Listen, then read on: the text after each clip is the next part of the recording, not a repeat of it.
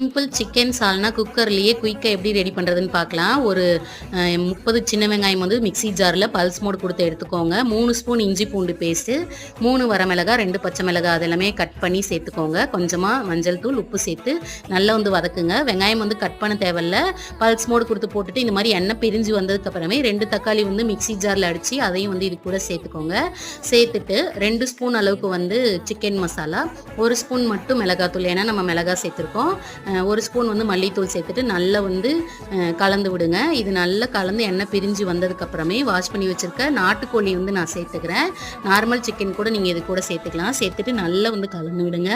மசாலா எல்லாமே ஒன்றா சேர்ந்து கலந்ததுக்கப்புறமே சிக்கனுக்கு தேவையான அளவு கல்லுப்பு சேர்த்து தண்ணி ஊற்றிட்டு ஒரு 3 விசில் மீடியம் ஃப்ளேமில் வச்சு இறக்குனீங்கன்னா சூப்பரான சிக்கன் சால்னா குயிக்காக ரெடி ஆயிடும். இது வந்து டேஸ்ட்டு சூப்பராக இருக்கும். இட்லி தோசைக்கு ட்ரை பண்ணிவிட்டு எப்படி இருக்குன்னு சொல்லுங்கள்.